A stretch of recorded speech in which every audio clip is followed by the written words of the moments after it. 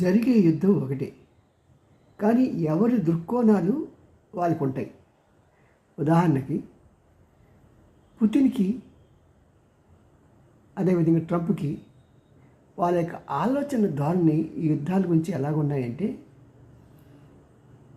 Putin అనుకుంటాడు కదా, ఎలాగైనా సరే నేను అమెరికాని ఇరుకాటంలో పెట్టాలి అని భావిస్తూ ఉంటాడు.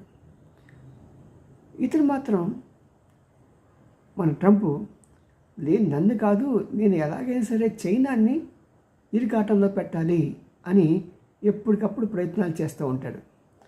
ఎందుకంటే వాళ్ళ యొక్క శత్రువుల టార్గెట్ భిన్నంగా ఉంటుంది. అది వాళ్ళ యొక్క ఆలోచన ధోరణిని ప్రభావితం చేస్తుంది. సపోజ్ మనం ఒక సినిమాకి వెళ్ళామనుకోండి, నలుగురు ఫ్రెండ్స్ కలిసి వెళ్ళినప్పుడు మన పక్కన ఒక మంచి టైలర్ ఉన్నాడు అనుకోండి, అతని ఆలోచన ఎలా ఉంటుంది? ఆ పక్కన ఒక ఆర్కిటెక్చర్ ఉన్నాడు అనుకోండి, అతని ఆలోచన ఎలా ఉంటుంది?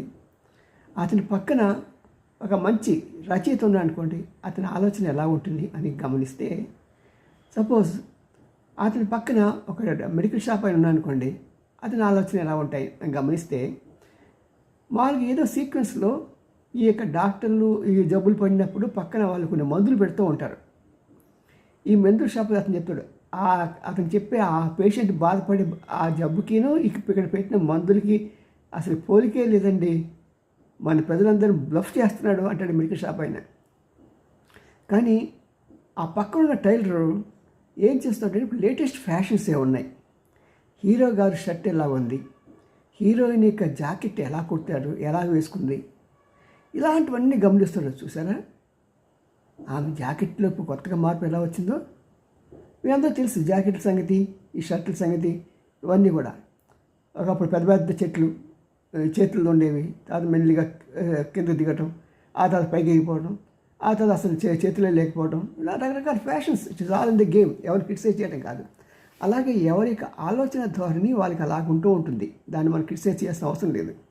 అలాగే ఇప్పుడు మనకి ట్రంప్ యొక్క ఆలోచన ధోరణి, అదేవిధంగా మనకి పుతిన్ యొక్క ఆలోచన ధోరణి డిఫరెంట్గా ఉంటున్నాయి. ఈ డిఫరెంట్గా ఉండే ఆలోచన ధోరణులు ఐక్యంగా వాళ్ళ అందరూ కృషి చేసి శాంతి ఒప్పందాన్ని తీసుకొస్తే ఎంత బాగుంటుంది. ఎంతకాలం అండి యుద్ధం చేస్తారు? 3.5 సంవత్సరాలు అయిపోతున్నది. మరి దేశాలు రగిలిపోతున్నాయి, మీ యొక్క ఆర్థిక స్థితి దిగజారిపోతున్నది. ఇప్పటికైనా నేర్చుకోండి, ఆపండి యుద్ధాన్ని, శాంతి కావాలని కోరుకోండి. భారత్ ఉంది మీ చెంత, మోడీ ఉన్నాడు మీ చెంత. See you.